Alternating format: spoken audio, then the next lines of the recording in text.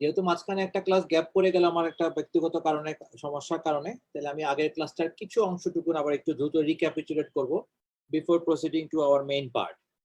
আগের দিন আমি জেনারেল ফ্র্যাকচারের কয়েকটা বেসিক প্রিন্সিপালের কথা বলছিলাম। আজকে বাকি ম্যানেজমেন্টের মধ্যে দুইটা বড় অংশের মধ্যে একটা হচ্ছে ক্লোজ ফ্র্যাকচার, এইটা নিয়ে আমরা আজকে মূলত আলোচনা করব। নেক্সট ক্লাসে ওপেন ফ্র্যাকচারের ম্যানেজমেন্টটা বললে একটা ইন জেনারেল ফ্র্যাকচারের ম্যানেজমেন্ট সম্বন্ধে তোমাদের আইডিয়া অলরেডি হয়ে যাবে। ফ্র্যাকচার জিনিসটা কি আমি তোমাদেরকে আগেই বলছি, বেসিক্যালি এটা হচ্ছে break in the continuity of the bone, কিন্তু এখন এটার একটা ভালো ডেফিনেশন আছে, সেটাকে আমরা বলি it's a soft tissue trauma where the bone happens to be broken. এবং এই ডেফিনেশনটাকে একটা কারণেই তৈরি করা হয়েছে, যাতে যে কোনো ফ্র্যাকচারের কথা চিন্তা করলেই আমরা অবশ্যই বোনসের প্রতি গুরুত্ব দিব, কিন্তু কোনোভাবেই এর সারাউন্ডিং সফট টিস্যুটার কথা যেন আমরা ভুলে না যাই। কারণ এই সফট টিস্যুটা যদি ইনজুরিটা যদি ঠিকমতো রিপেয়ার করা যায়, সেই সফট টিস্যুর যদি রিকভারিটা দ্রুত হয়, তারপরেই একমাত্র বোনের রিকভারি শুরু হবে। সফট টিস্যু যতক্ষণ পর্যন্ত ড্যামেজ থাকবে, বোনের কোনো রকম রিকভারি পসিবল না। এই জন্যই বলা হয় যে যদিও এটা একটা ফ্র্যাকচার, এটা আসলে মূলত একটা সফট টিস্যুরই ট্রমা, যেখানে বোনসটাও কোনো কারণে ভেঙে গেছে। এই কারণেই মূলত এই ডেফিনেশনটাকে তৈরি করা হয়েছে। But as a junior level তোমরা যদি নিচের লাইনটাকে উচ্চারণ করো ফ্রম এমবিবিএস লেভেল, তাতেও তোমাদের চলবে। Break in the continuity of bone is called fracture. দুই রকম হতে পারে, একটা ক্লোজ একটা ওপেন। এবং আমি তোমাদেরকে আগেও বলছি, আজকে আবারও মনে করাই দিচ্ছি, যে কোনো জায়গা ভেঙে গেলে ফ্র্যাকচার সাইটে যে একটা হেমাটোমা তৈরি হয়, এই হেমাটোমা যদি এক্সটেরিয়রের এয়ারের সাথে বাতাসের সাথে কানেকশন থাকে বলে তোমাদের কাছে মনে হয়, তাইলেই তুমি সেটাকে বলবা ওপেন ফ্র্যাকচার। আর যদি কানেকশন না থাকে তাহলে সেটাকে আমরা বলবো close fracture. It is not like that যে বোন একেবারে সরাসরি নেকেড আইয়ে দেখতে পাইতে হবে, হাড্ডি টুকরা চামড়া ফুটা করে বাইরে বের হয়ে আসতে হবে, একমাত্র তাইলেই এটাকে আমরা ওপেন ফ্র্যাকচার বলবো। এটা আসলে এরকম না। আমরা একটু আগাই, তাহলে আমরা এটা আরেকটু ক্লিয়ার হবে। যেমন এই ফ্র্যাকচারটা তো তোমরা দেখো, দেখে এক্সরে দেখেই দেখাই যাচ্ছে যে টিবিয়ার আপার এন্ডে কমিউনেটেড ফ্র্যাকচার, মোর দেন দুইটা টুকরা আছে, এই জন্য এটাকে আমরা বলতেছি কমিউনেটেড ফ্র্যাকচার। কিন্তু বাম দিকে স্কিনটা দেখে দেখা যাচ্ছে স্কিনে কিছু ব্রুইজ আছে, কিছু অ্যাব্রেশন আছে, কিছু ল্যাসারেশন আছে, তারপর কিছু ইকাইমোসিস দেখা যাচ্ছে।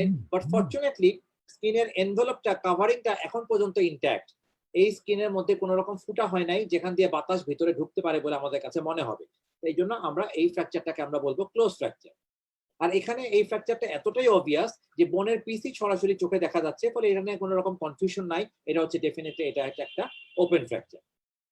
এখানে আমরা এখন দেখি এই ফ্র্যাকচারটার ক্ষেত্রে, এখানে আমরা পরিষ্কার দেখতে পাচ্ছি এখানে একটা ওপেন উন্ড আছে, যেখানে স্কিন এবং ডিপ ফাসা দুটোই কেটে গেছে। এইখানে আরেকটা ওপেনিং আছে, যেখানে স্কিন এবং ডিপ ফাসা দুটোই কেটে গেছে। আমরা যখন এক্সরে করলাম তখন দেখতে পেলাম যে মিড শ্যাফট অফ দ্য টিবিয়াতে একটা ফ্র্যাকচার আছে, কিন্তু আপার এন্ডে কিন্তু কোনো রকম ফ্র্যাকচার নাই, সাথে ফিবুলার মধ্যে একটা ফ্র্যাকচার আছে।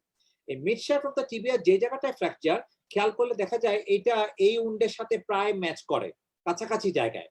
যেহেতু এখানে ডিপ ফাসা পর্যন্ত কেটে গেছে, যদিও আমি বোনস দেখতে পাচ্ছি না, কিন্তু এই উন্ডটা যেহেতু প্রায় এই ফ্র্যাকচারটার কাছাকাছি এরকম একটা জায়গায় পড়ে, ফলে এই জন্য এই ফ্র্যাকচারটাকে আমরা বলবো ওপেন ফ্র্যাকচার। কিন্তু আরেকটা উপরে যে উন্ড আছে সেইখানে কিন্তু বোনসটা কোনো রকম ফ্র্যাকচার নাই। যেহেতু এখানে বোনসটা কোনো রকম ফ্র্যাকচার নাই, তাই এখানে ওপেন না ক্লোজ ফ্র্যাকচার সেটা আমার কোনো বলার দরকারও পড়তেছে না। কিন্তু মনে করো এই নিচের উন্ডটা যদি না থাকতো, এটা যদি পুরোপুরি ঢাকা থাকতো, তাইলে তুমি দেখতে যে এখানে ভাঙা, সেই বরাবর উপরে সফট টিস্যু এনভেলপটা ইনট্যাক্ট, কিন্তু একই বোনের আপার এন্ডে সফট টিস্যু এনভেলপটা ইনট্যাক্ট না, কিন্তু তাতে কিছু যায় আসে না। এইখানে যেখানে সফট টিস্যুটা ব্রিচ হয়েছে তার ঠিক আন্ডারলাইং বোনে কোনো ফ্র্যাকচার নাই, ফ্র্যাকচার আছে তার থেকে অ্যাওয়ে, দূরে, এবং এই কারণে আমরা এই ফ্র্যাকচারটাকে তখন আমরা ক্লোজ ফ্র্যাকচারই বলবো।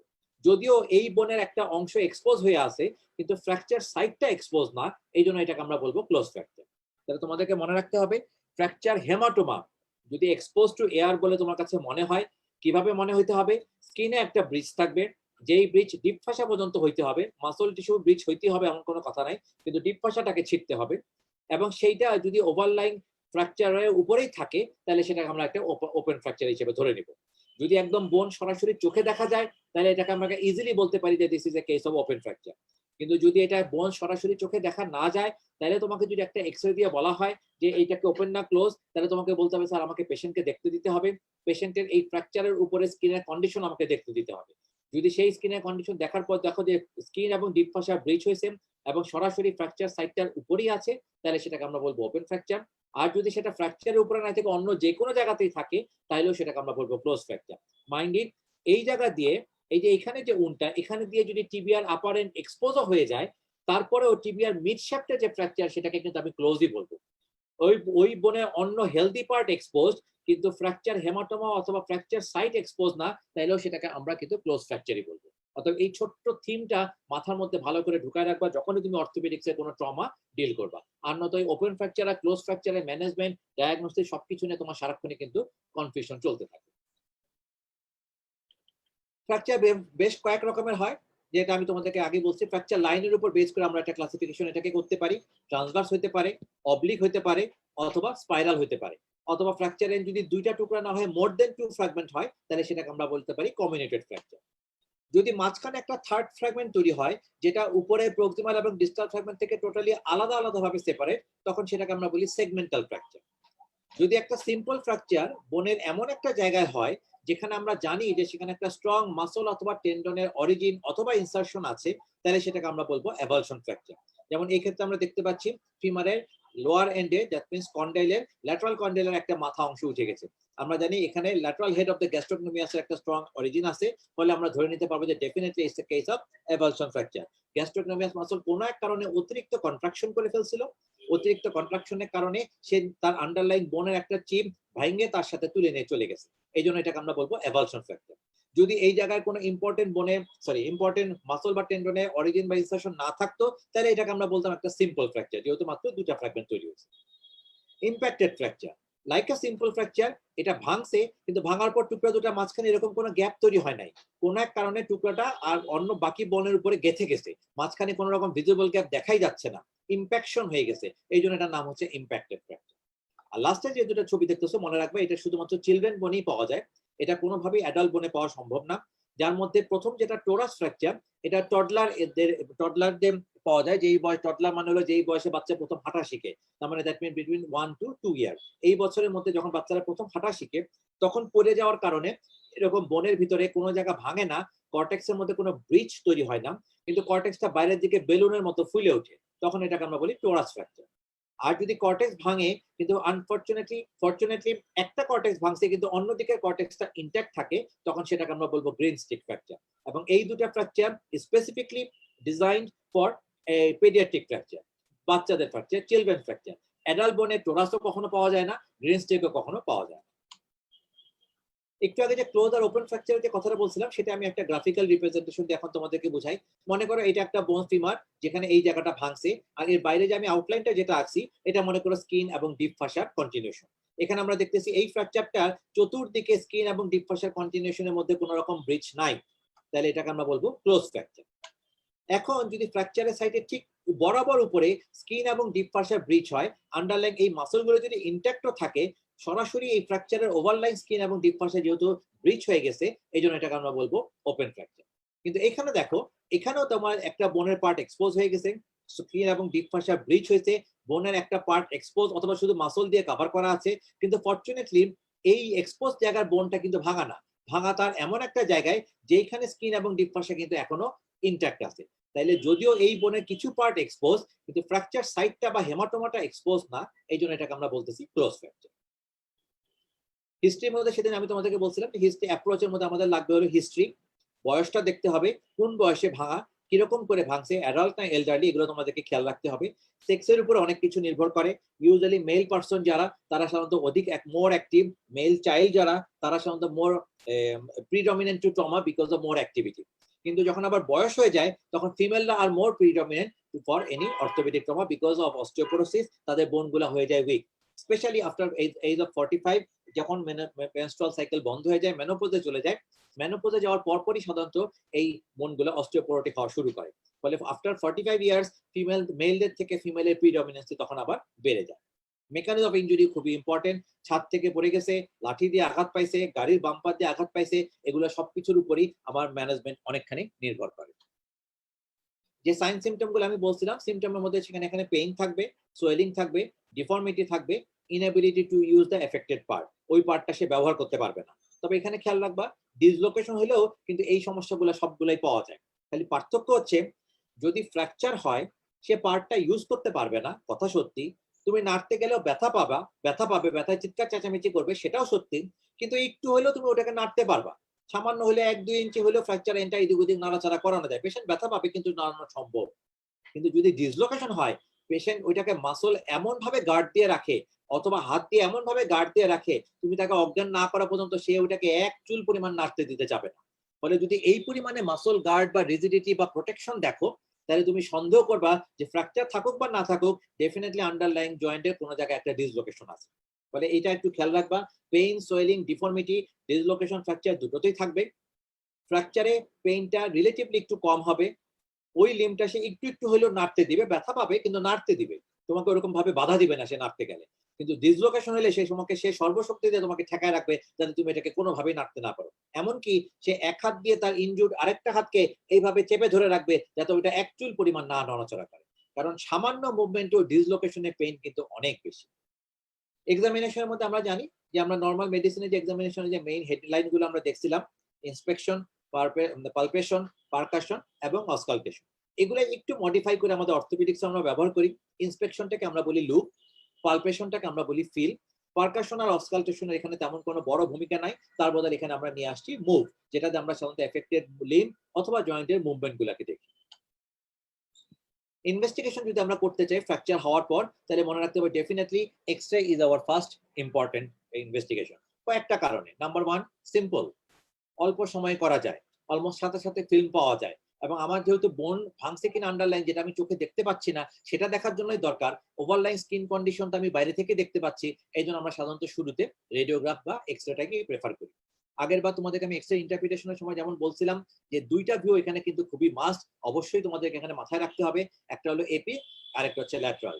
সিঙ্গেল ভিউ এক্স-রে করার থেকে আমি মনে করি ব্যক্তিগতভাবে, শুধু আমি না, ইনফ্যাক্ট সমস্ত টেক্সট বইও লেখা আছে, সিঙ্গেল ভিউ এক্স-রে করার থেকে বরং না করাই ভালো, কারণ ওইটা তোমাকে এমন ভাবে মিসগাইড করতে পারে যাতে তোমার ট্রিটমেন্টের ম্যানেজমেন্ট টোটালি নষ্ট হয়ে যেতে পারে।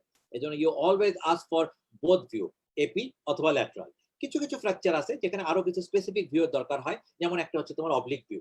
তোমাদের এমবিবিএস লেভেলে অবলিক ভিউ যদি তোমাকে বলা হয় যে কয়েকটা উদাহরণ বলে দিকে অবলিক ভিউ কোথায় লাগতে পারে, তোমরা অবশ্যই মনে রাখবা ক্রাউডেড বোন যেখানে আছে, যেমন হচ্ছে তোমার হ্যান্ড অথবা ফুট, এখানে টার্সাল বোন, মেটাটার্সাল, কার্পাল, মেটাকার্পাল, ফ্যালাঞ্জিয়া সবগুলো মিলে অনেকগুলা বোন একটা জায়গায় জড়ো হয়ে আছে। এই বোনগুলো, এতগুলা বোনকে যদি তুমি আলাদা আলাদা করে দেখতে চাও, তখন এপি এবং ল্যাটারালের সাথে সাথে অবলিক ভিউটাকে আমাকে চাইতে হয়। কিন্তু যে কোনো আদার লং বোনের ক্ষেত্রে এপি আর ল্যাটারাল ভিউ করলেই কিন্তু যথেষ্ট। আর সর্বশেষ, একদম পুরোপুরি পারফেক্টলি যদি আমাকে বুঝতে চাইতে হয়, তাহলে বোনসের জন্য আমরা দেখবো সিটি স্ক্যান, আর skin, muscle tissue, tendon, vessel, nerve, এগুলো যদি আমি আলাদা করে সাথে বুঝতে চাই, তাহলে আমাকে তখন করতে হবে এমআরআই। বাট মনে রাখবাম, MRI is more specific for soft tissue, hard tissue সে কিছুটা কম দেখাবে। আর CT scan is totally dedicated for hard tissue, CT scan করে তুমি সফট টিস্যু তো কোনো কিছু তেমন একটু দেখতে পাবা। রুল অফ টু, যেটা আমরা এক্স-রে এমবিবিএস লেভেলে একদম প্রথম দিকেই তোমাদেরকে শেখানো হয়েছে, এটা তোমাদেরকে অবশ্যই মাথায় রাখতে হবে। রুল অফ টু যেন আমাদের কোনো মতেই ভাবেই ভুল না হয়। এবং এই রুল অফ টুটা তোমাদেরকে আমি একটু সংক্ষেপে বলি, যেহেতু এটা খুবই ইম্পর্টেন্ট ব্যাপার, আগে যদি তোমাদের জানাও থাকে, let it B A recapitulate one. প্রথমটা হতে হবে টু ভিউ, এটা তো তোমাদেরকে আমি আগেই বলছি যে দুইটা ভিউ ছাড়া কখনোই তুমি একটা বনে ডিসপ্লেসমেন্ট আইডিয়া করতে পারবা না, কারণ আমরা জানি যে এক্স-রে হচ্ছে একটা টু ডাইমেনশনাল ভিউ। আমরা যখন এপি ভিউ করব তখন মিডিয়াল বা ল্যাটারাল ডিসপ্লেসমেন্ট থাকলে সেটা বুঝতে পারবো, অ্যান্টেরিয়র পোস্টেরিয়র ডিসপ্লেসমেন্ট থাকলে কিন্তু কিছুই বুঝবো না, যেটা বুঝতে গেলে আমাদেরকে ল্যাটারাল ভিউ করতে হবে, যেটা আমি আমার এক্সট্রা ক্লাসে তোমাদেরকে বেশ ভালো করে বোঝানোর চেষ্টা করছি। এই জন্য দুইটা ভিউ অবশ্যই থাকতে হবে। নেক্সট রুল 2 এর মধ্যে পড়ে হলো টু জয়েন্ট, যেই বোনসটাই ভাঙছে সেটা যদি এন্ড জয়েন্ট না হয়ে থাকে, যেমন ডিস্টাল ফ্যালাংস, ডিস্টাল ফ্যালাংসের জয়েন্ট একটাই আছে, ডিস্টাল ডিআইপি, ডিস্টাল ইন্টারফ্যালেঞ্জিয়াল জয়েন্ট, তার শেষ মাথায় আর কোনো বোনস নাই, তাহলে তার তো দুইটা জয়েন্টের প্রশ্নই আসে না। কিন্তু আদারওয়াইজ যে কোনো বোনসে যদি ভাঙে, তাহলে তার প্রক্সিমাল এবং ডিস্টাল এন্ডের জয়েন্ট দুটাকে ইনক্লুড করে দিতে কখনোই ভুলবা না। তাহলে তুমি যদি ফিমারে কখনো এক্স-রে দাও, তাহলে বুঝতে হবে যে please do X-ray of right femur, AP and lateral view including hip and knee joint. এই কথাটাতে অ্যাজ এন এমবিবিএস লেভেল এবং ইন্টার্নশিপের সময় তুমি যখন রিকুইজিশন লিখবা, তোমাকে অবশ্যই উল্লেখ করে দিতে হবে, don't rely on the radiographer. সে যদি বুদ্ধিমান হয়, সে যদি এডুকেটেড হয় এবং সে যদি এক্সপিরিয়েন্স হয়, তুমি না লিখে দিলেও সে এটা করে দিবে, কিন্তু সেটার তাদের উপর তুমি ভরসা করতে পারবা না। It's your job, your responsibility to clearly ask for what you want to see in the X-ray. ফলে তোমাকে অবশ্যই দুইটা ভিউ চাইতে হবে এবং দুইটা জয়েন্ট, তার প্রক্সিমাল এবং ডিস্টাল জয়েন্ট দুটা কোনটা হইতে পারে সে দুটা আন্দাজ করে নিয়ে সে দুটার নামও তোমাকে এক্স-রে রিকুইজিশনের মধ্যে অবশ্যই লিখে দিতে হবে। এই প্রথম দুইটা পয়েন্ট হচ্ছে ইন জেনারেল সবার জন্য অ্যাপ্লিকেবল।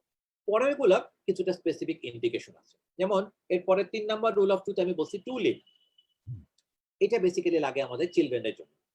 কারণ এক্সরেতে আমরা শুধুমাত্র দেখতে পাই বোনের সেই পোর্শনটুকু যেটা অলরেডি ক্যালসিফাইড হয়ে গেছে, কিন্তু বোনের অনেকগুলো পোর্শন ক্যালসিফাইড এখনো হয় নাই, কার্টিলেজেনাস থাকে ইন কেস অফ চিলড্রেন। বয়সের সাথে সাথে এক সময় এটা পুরাটা বনই ক্যালসিফাইড হয়ে যায়, কিন্তু বাচ্চাদের একটা বড় অংশ, বিশেষ করে দুই মাথার একটা বড় অংশ ক্যালসিফিকেশন তখনও কমপ্লিট হয় নাই বলে কার্টিলেজেনাস থাকে, এবং এই cartilage totally invisible to x-ray.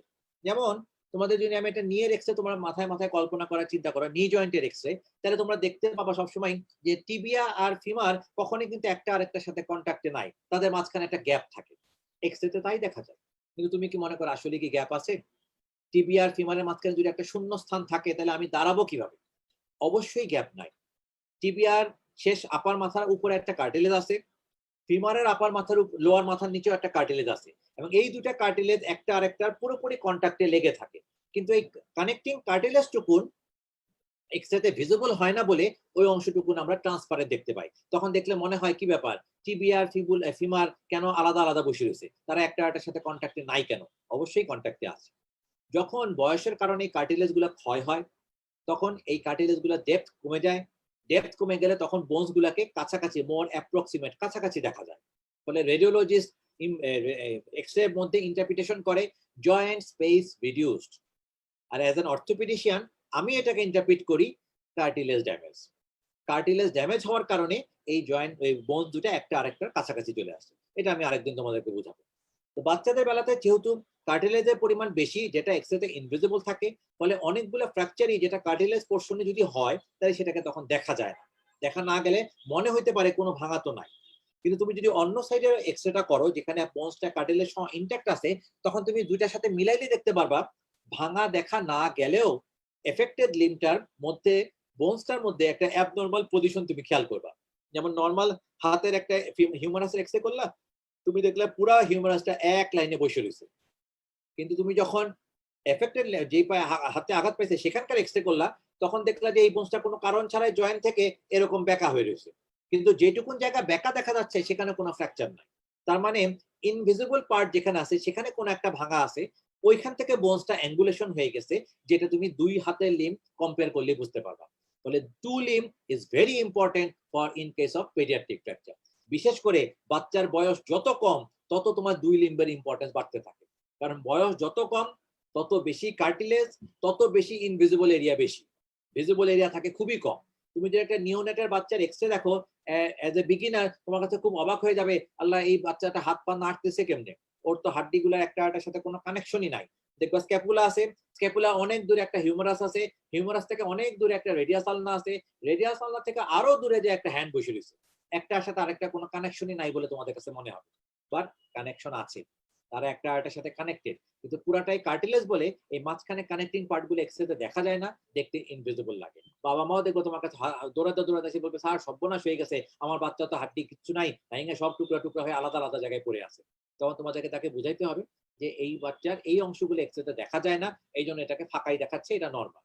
তোমাদের যদি সন্দেহ থাকে যে এই বাচ্চা আঘাত পাইছে এবং এখানে কোনো ফ্র্যাকচার হয়েছে, অবশ্যই তুমি নর্মাল কাউন্টার পার্টের একটা এক্সরে করে ফেলবা, দুইটা মিলাইলে তখন তুমি বুঝতে পারবা যে এখানে কোনো সমস্যা আছে কি নাই, এবং এই কারণেই টু লিম আমাদের জন্য খুবই জরুরি। টু অকেশন, এটার ইম্পর্টেন্স কি?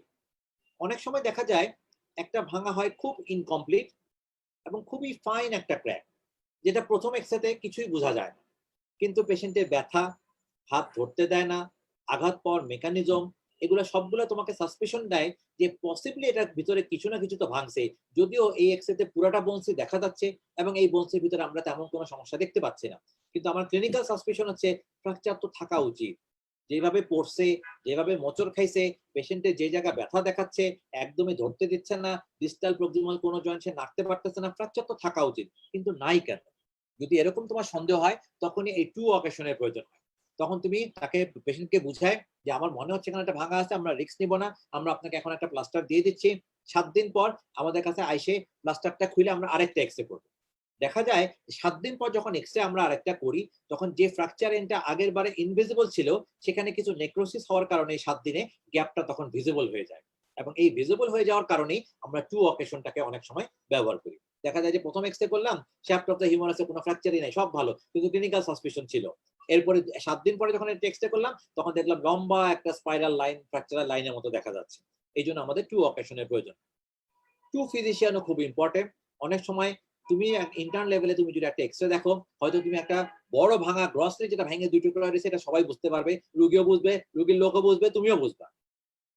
যদি মোটামুটি একটু অল্প ডিসপ্লেস ভাঙা থাকে তাহলে অ্যাজ এ ডক্টর তুমি বুঝবা, রোগীর লোকজন তখন আর বুঝবে না। কিন্তু যদি ভাঙার পরিমাণটা থাকে খুবই কম, তাহলে ইনএক্সপেরিয়েন্স চোখে অনেকগুলা মাইনর ভাঙাই তোমার চোখ এড়াই যেতে পারে। যে সমস্যাটা সবচেয়ে বেশি ফ্যালাংসে হয়, কার্পাল বোনে হয়, টার্সাল বোনগুলাতে হয়, কারণ ওগুলাতে এত কাছাকাছি এতগুলা বোনস থাকে, একটার উপরে এত বেশি ওভারল্যাপিং থাকে যে কোনটা যে আসলে জয়েন্ট লাইন আর কোনটা যে ভাঙা বোঝা খুব কষ্ট হয়ে যায়। ফলে তখন দেখা যায় যে এইটা তোমার কোনো কারণে একজন ফিজিশিয়ান দেখলে মিস হয়ে যাইতেই পারে। আমি তোমাদেরকে এক্সরে পড়ানোর সময় বলছিলাম, আবারও মনে করাই দিচ্ছি, the most difficult diagnosis or difficult statement of an X-ray is when you are about to say that this is a normal X-ray. মনে রাখবা, এই এক্সরেটা নর্মাল এক্সরে এইটা বলার আগে 10 বার চিন্তা করবে। তুমি বললে এখানে মনে হচ্ছে একটা ভাঙা আছে, পরে দেখা গেলো ভাঙা নাই, এতে তেমন কোনো দোষ নাও হইতে পারে। কিন্তু তুমি বলছো এক্সরেটা পুরোপুরি ভালো ছিল, 7 দিন পর এক্সরে করে আরেকজন দেখে বলো না ওই এক্সরে তো একটা ভাঙা দেখা যাচ্ছে, না দ্যাটস এ ক্রাইম।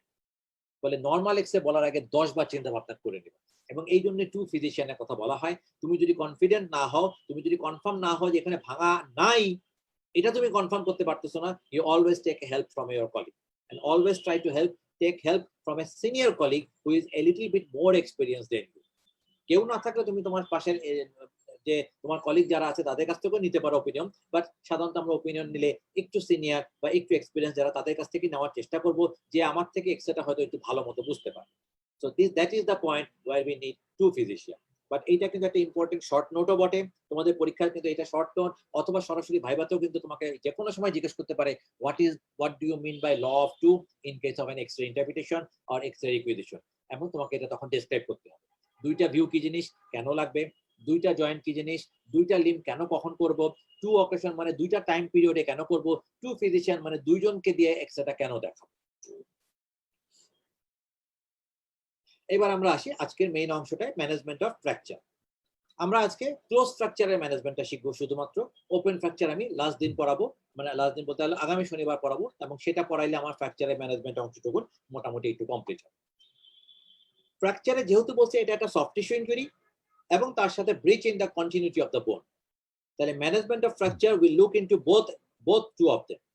আমি যেরকম ভাবে বোনসটাকে তার অ্যানাটমিক্যাল অথবা নিয়ার অ্যানাটমিক্যাল পজিশনে রেস্টোর করে আনবো, একই সাথে সাথে তার সফট টিস্যুটাও যাতে হিল হয় তারও ব্যবস্থা করব।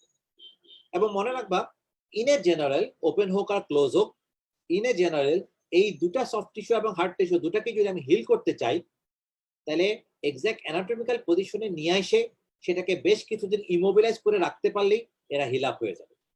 বোন is an unique tissue, it can be healed by the tissue of its own origin. বোন অলওয়েজ বনি টিস্যু দিয়ে রিপেয়ার হয়, বোন কখনোই তার মাঝখানে অন্য টিস্যু দিয়ে রিপেয়ার করা অ্যালাউ করবে না। অনেক সময় দেখা যায় যে দুইটা মাথা ভাঙছে কিন্তু এতটাই দূরে ছিল যে হাড্ডি আর গজাইতে পারে নাই, মাঝখানে ফাইব্রাস টিস্যু এসে জয়েন করছে। এই ফাইব্রাস টিস্যুতে যদি মাসল জোড়া লাগে কাজ করবে, এই ফাইব্রাস টিস্যু দিয়ে যদি জয়েন্ট জোড়া লাগে, জয়েন্টের ক্যাপসুল জোড়া লাগে কাজ করবে। কিন্তু ফাইব্রাস টিস্যু দিয়ে যদি বোনের দুইটা এন্ড জোড়া লাগে কোনোদিন কাজ করবে না, কারণ একটা ফাইব্রাস টিস্যু বোনের মতো স্ট্রেংথ কখনোই দিতে পারবে না, পেশেন্টের ওয়েট বেয়ার কখনোই করতে পারবে না।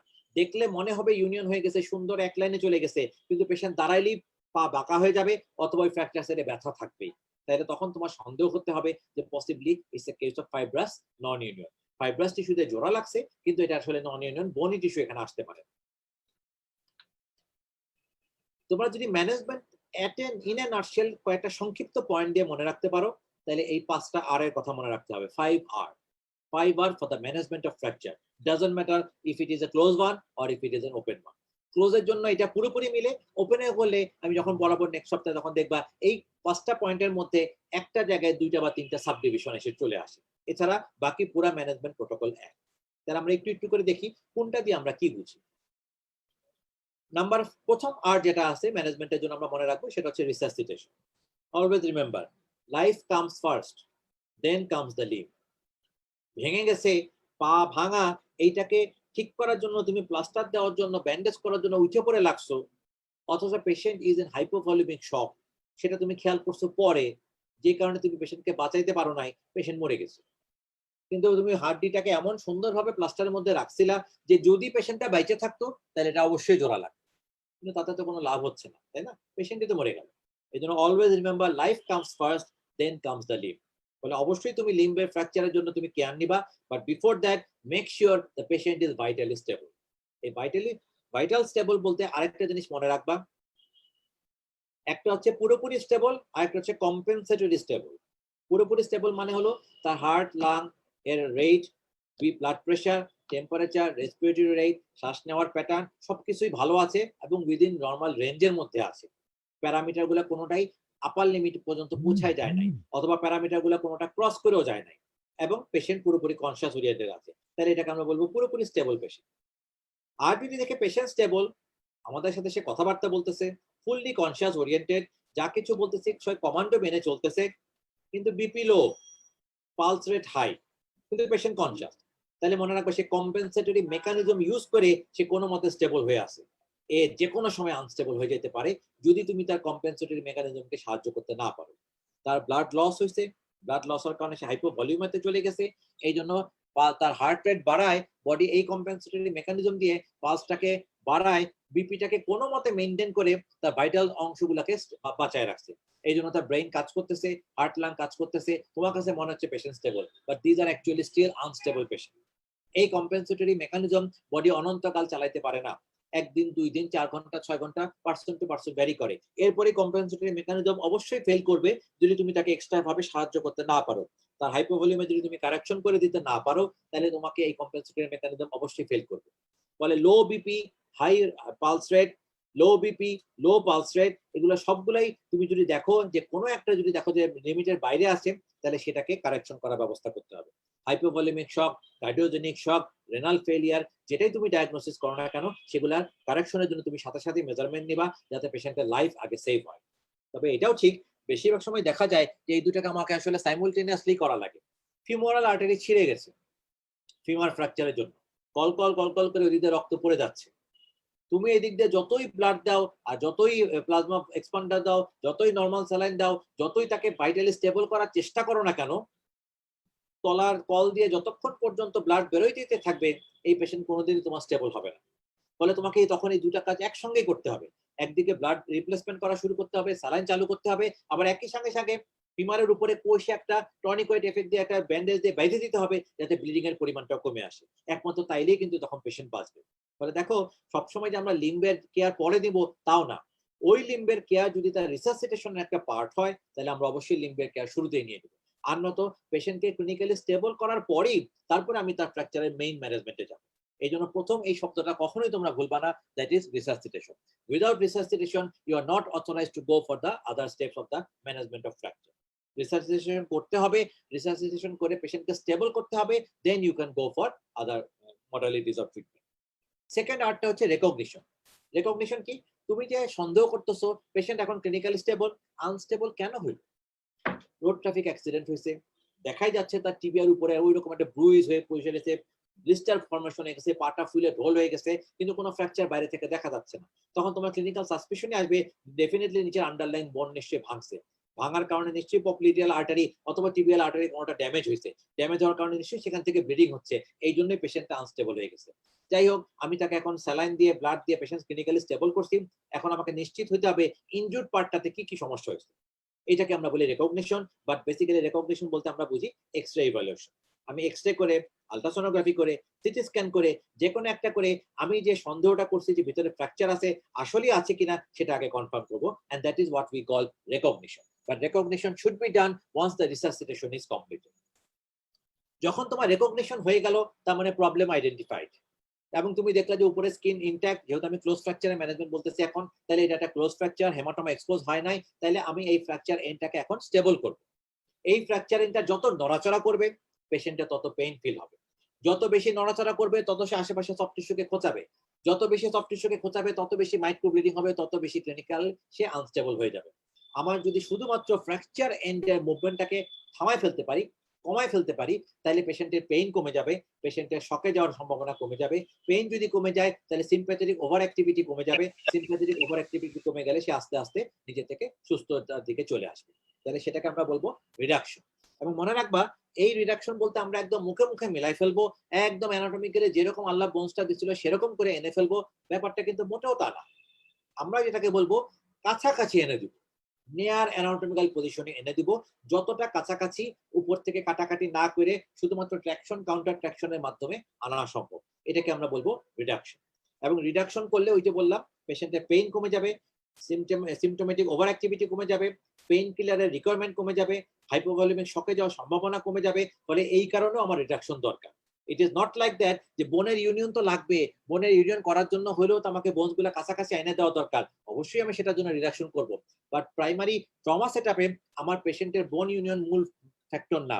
আমার মূল কাজ হচ্ছে পেশেন্টের পেইন রিলিফ করা, সিম্প্যাথেটিক ওভার অ্যাক্টিভিটি কমানো, পেইন কিলারের রিকোয়ারমেন্ট কমায় আনা, তার হাইপোভলিউমিক শকে যাওয়ার টেন্ডেন্সি কমায় আনা। ফলে আমি তখন এটাকে রিডাকশন করার চেষ্টা করব টু সেভ দিস প্যারামিটারস।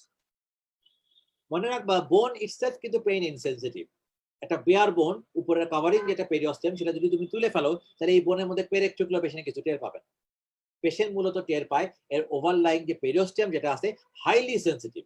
পেরিওস্টেমের মধ্যে সামান্য খোঁচা লাগলেই পেশেন্ট মেইনলি পেইনটা ফিল করে।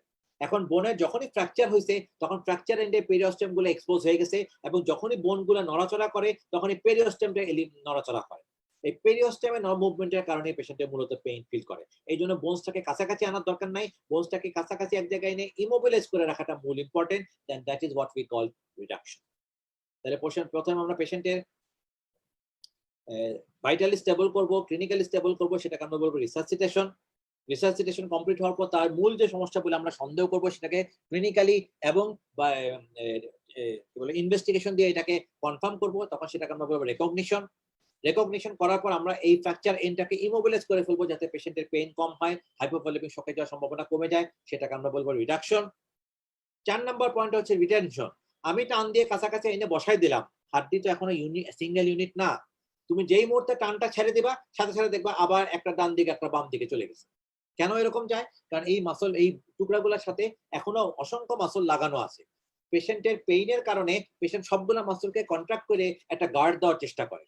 যদি বোনসটা ইনট্যাক্ট থাকতো তাহলে এই মাসল কন্ট্রাকশনের জন্য জয়েন্ট মুভ করতো, কিন্তু এখন যেহেতু বোনসটাই ভাঙা ফলে মাসল কন্ট্রাকশনের জন্য জয়েন্ট মুভ করে না, ফ্র্যাকচার এন্ডটাই তখন নড়ে যায়। এই জন্য এই ফ্র্যাকচার এন্ডটাকে যখন আমরা রিডাকশন করে কাছাকাছি এনে দেব তখন এটাকে আবার একসঙ্গে যাতে ওই একই রকম কাছাকাছি জায়গায় থাকে সেটার জন্য আমরা কিছু ব্যবস্থাও নিব, যেটাকে আমরা বলি রিটেনশন। পরে ক্লোজ ফ্র্যাকচার আমরা এটাকে অপারেশন করে ঠিক করতে পারি, আমরা এটাকে প্লাস্টার দিয়ে বিভিন্ন এলবো ব্যাগ বা ব্রেস দিয়ে এটাকে ফিক্স করতে পারি। যেটা দিয়ে করি অপারেশন করি জিনিসটাকে লাগাই দেই, প্লাস্টার দিয়ে ধরে রাখি, ব্রেস দিয়ে ধরে রাখি, আমাদের মূল কাজ হচ্ছে যে রিডাকশনটা আমরা অ্যাচিভ করছিলাম টান দিয়ে ধরে কাছাকাছি আইনে এই রিডাকশনটা যাতে আর নড়ে না যায়, and that is what we call retention. এই রিটেনশন যখন কমপ্লিট করতে পারবো একটা সার্টেন পিরিয়ড অফ টাইম তখন পেশেন্টের বোন একসময় জোড়া লেগে যাবে এবং জোড়া যখন লেগে যাবে তখন পেশেন্ট আবার নর্মাল অ্যাক্টিভিটিতে ফেরত যেতে পারবে। এই ফেরত যাওয়ার জন্য তাকে আমরা কিছু সাহায্য করব, কিছু ফিজিওথেরাপি দেওয়ার ব্যবস্থা করব, কিছু অ্যাক্টিভ অ্যান্ড প্যাসিভ মুভমেন্ট দিব, জয়েন্ট গুলাকে মোবিলাইজ করব এবং সেটা তার নর্মাল আগের ওয়ার্কিং লাইফে ফেরত যেতে পারে তার ব্যবস্থা করে দিব। সে যদি তার আগের নর্মাল ওয়ার্কিং লাইফে ফেরত যেতে না পারে তাহলে তার অল্টারনেটিভ ওয়ার্কিং লাইফটাকে যেতে পারে তার ব্যবস্থা করে দিব। যেমন মনে করে একটা রিক্সাওয়ালা, সে তার ফিমার ভেঙে ফেলছে এবং এই ফিমার ভেঙে ফেলার কারণে তার পাটা আমরা অ্যাম্পুটেশন করে ফেলতে বাধ্য হয়েছি। এখন তাকে আমি ক্লিনিক্যালি যতই সুস্থ করে ফেলি না কেন আমি তো বুঝতেই পারতেছি সে তো তার নর্মাল ওয়ার্কিং যে হ্যাবিট রিক্সা চালানো সেটা তো এখন করতে পারবে না, তার তো একটা পা নাই। তাহলে তখন আমি তাকে মূলত তৈরি করব যাতে সে দোকানদারি অন্তত করতে পারে, একটা দোকানে বসে বসে যাতে কাজ করতে পারে, ক্রাচে ভর দিয়ে বাসা থেকে দোকানে যাবে, দোকানে যাতে ঠিক মতো বসে কাজকর্ম করতে পারে, এই অংশগুলোকে আমরা তখন আমরা বলবো রিহ্যাবিলিটেশন। তাহলে this 5 are resuscitation, recognition, reduction, retention and rehabilitation. These 5 are constitutes the basic mechanism of the basic principle for the management of any fracture and specifically the closed fracture. Open fracture আমরা দেখব যে এটার মধ্যে সামান্য কিছু modification হয় but সেটা আমরা নেক্সট সপ্তাহে আলোচনা করব। তাহলে আমরা এখন দেখি ক্লোজ ফ্র্যাকচার আমরা কিভাবে এটাকে রিটেনশনটা করতে পারি। এটাকে কনজারভেটিভলিও করা যায়, এটাকে অপারেটিভ মেথড দিয়েও করা যায়। কনজারভেটিভ বলতে আমরা বুঝাচ্ছি আমরা কোনো অপারেশন করব না, স্কিন কাটবো না, যে স্কিনটা ইনট্যাক্ট ছিল সেই স্কিনটাকে ইনট্যাক্ট রাখি আমরা এটাকে সোজা রিটেনশন করে রাখার চেষ্টা করব। তো কিভাবে আমরা এটা করতে পারি? বেসিক্যালি প্লাস্টার দিয়ে অথবা কোনো একটা ব্রেস দিয়ে। অথবা একটা এলবো ব্যাক দিয়ে, যেভাবেই হোক আমি যদি ফ্র্যাকচার এন্ডটাকে ইমোবিলাইজ করে রাখতে পারি এগুলোর মাধ্যমে, তাহলে আমরা এই কনজারভেটিভ মেথডটাকে চালু করতে পারবো। Undisplaced fracture, incomplete fracture, impacted fracture, যেগুলোতে ফ্র্যাকচারের মোটেও নড়ে যায় না, তারা কাছাকাছি বসে আছে, তাদের জন্য কনজারভেটিভ মেথডটা সবচাইতে বেশি ইম্পর্টেন্ট। এদের ক্ষেত্রে রিডাকশন করার কোনো প্রয়োজন হয় না। রিসাসিটেশনের পর, রেকগনিশনের পর আমরা সরাসরি রিটেনশনে চলে যেতে পারি। কিন্তু যদি ডিসপ্লেস ফ্র্যাকচার হয়, তাহলে আমরা ওটাকে ট্র্যাকশন এবং কাউন্টার ট্র্যাকশনের মাধ্যমে যতটা সম্ভব আবার কাছাকাছি জায়গায় এনে তারপরে আমরা সেটাকে রিটেনশন করার চেষ্টা করব, either by plaster or brace. যেমন এখানে দেখো তোমাদের এই উদাহরণগুলো হচ্ছে আমাদের conservative option for retention for the management of close fracture. বাম দিকের বাচ্চারা দেখো, এটাকে আমরা বলি গ্যালোস ট্রাকশন। তার বোথ ফিমার ফ্র্যাকচার হয়ে গেছে, টিবিয়ার মধ্যে একটা ট্র্যাকশন লাগায়, এটাকে 90 ডিগ্রি তার বডি স্ট্রাকচারের সাথে খাড়া আমি বিছানার উপরের দিকে বেঁধে দিছি। এই ট্র্যাকশনটা, এই ওজনটার কারণে তার টিবিয়া সারাক্ষণ উপরের দিকে টানতেছে, উপরের দিকে টানার কারণে তার ফ্র্যাকচার ফিমারের যে ডিস্টাল পার্টটা ছিল সেটা তখন টান খেয়ে প্রক্সিমাল পার্টের সাথে অ্যালাইন হয়ে বসে রয়েছে। বাট এই গ্যালোস ট্রাকশন যেটা আছে, মনে রাখবা এটা একটা ভেরি স্পেশাল ট্রাকশন। এটা আপ টু 2 ইয়ার্স পর্যন্তই দেওয়া যায়। 2 বছরের বেশি বাচ্চা হলে তখন আর এই গ্যালোস ট্রাকশন দিয়ে কাজ হয় না, তখন আমরা চলে আসি সরাসরি প্লাস্টারে। যেমন বাম দিকে যে অ্যাডাল্টের যে ছবিটা দেখতেছো, দেখাই যাচ্ছে তার বিলো হিপ জয়েন্ট থেকে শুরু করে আপ টু মেটাকার্পোফ্যালেঞ্জিয়াল জয়েন্ট পর্যন্ত পুরোটাকে আমরা একটা প্লাস্টার দিয়ে ফিক্স করে দিছি, এবং ডেফিনেটলি তার এই ফ্র্যাকচারটা ক্লোজ ফ্র্যাকচার ছিল, এবং সেই জন্য আমরা এই প্লাস্টার দিয়ে ইমোবিলাইজ করি, আমরা তার ট্রিটমেন্টটা কন্টিনিউ করতে পারতেছি। Plaster, traction, brace, these are all the tools of retention, not the reduction. Reduction করতে গেলে তোমাকে ফিজিক্যালি ম্যানিপুলেট করতে হবে, যার মধ্যে মেইন অস্ত্র হচ্ছে ট্র্যাকশন এবং কাউন্টার ট্র্যাকশন, যেটা আমি নেক্সট ক্লাসে আলোচনা করব যে কিভাবে আমরা এই ট্র্যাকশন এবং কাউন্টার ট্র্যাকশনটাকে ব্যবহার করতে পারি। প্লাস্টার সম্বন্ধে কয়েকটা ইনফরমেশন না বলে ক্লোজ ফ্র্যাকচারের ম্যানেজমেন্ট শেষ করা আসলে উচিত হবে না। আমরা যখনই পেশেন্টকে একটা প্লাস্টার দেই, তখন এই প্লাস্টারটা মনে রাখবা 2 রকম হতে পারে। আমরা যদি পুরা লিম্বের 360 ডিগ্রি ঘোরায় পেঁচায় একটা প্লাস্টার দেই, ফুল সার্কেল করে দেই, তাহলে সেটাকে আমরা বলি কাস্ট। আর যদি 360 ডিগ্রির বদলে যে কোনো 180 ডিগ্রি দেই, আইদার অ্যান্টেরিয়র 80 ডিগ্রি অথবা পোস্টেরিয়র 180 ডিগ্রি দেই, তাহলে সেটাকে আমরা বলি স্ল্যাব।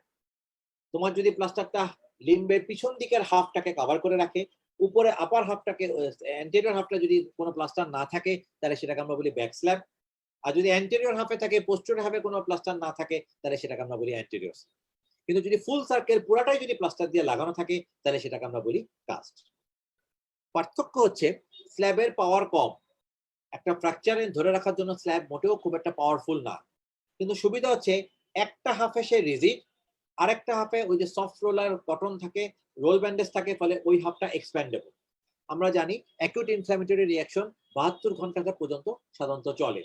72 ঘন্টা পরে যায় অ্যাকিউট ইনফ্ল্যামেটরি রিঅ্যাকশন কমতে শুরু করে, আপ টু 5 থেকে 7 দিনের মাথায় অ্যাকিউট ইনফ্ল্যামেটরি রিঅ্যাকশন পুরোপুরি চলে যায়। তাহলে ওই যে আমরা প্যাথোলজিতে অ্যাকিউট ইনফ্ল্যামেটরি রিঅ্যাকশনের যে কতগুলো টার্ম পড়ছিলাম না, রুবর, কলর, ডলর, এই শব্দগুলো যদি তোমাদের মনে থাকে, তাহলে ওর মধ্যে অবশ্যই খেয়াল রাখবে যে ওইখানে একটা সোয়েলিং ছিল, যেই সোয়েলিং আজকে মাত্র ভাঙছে, রোগীটা আমার কাছে আসছে, আজকে আমি যতটুকু হাতটা ফোলা দেখতেছি, তুমি নিশ্চিত থাকতে পারো আগামী 3 দিন পর্যন্ত এই ফোলা বাড়বে, 3 দিনের পরে যে এই ফোলা কমবে। এখন তুমি যদি প্রথম দিনই ফুল প্লাস্টার দিয়ে দাও, তাহলে এই লিম্বের চারপাশে এখন একটা শক্ত বাউন্ডারি, কোনো দিকে এটা এক্সপান্ডেবল না, এর মধ্যে ভিতরের লিম্বটা আস্তে আস্তে ফুলতেছে, কিন্তু ফোলার জন্য সে বাইরের দিকে এক্সপান্ড করতে পারতেছে না, ফলে ওই লিম্বের ভিতরে প্রেসার বাড়বে, ইন্টারস্টিশিয়াল টিস্যু প্রেসার বাড়বে।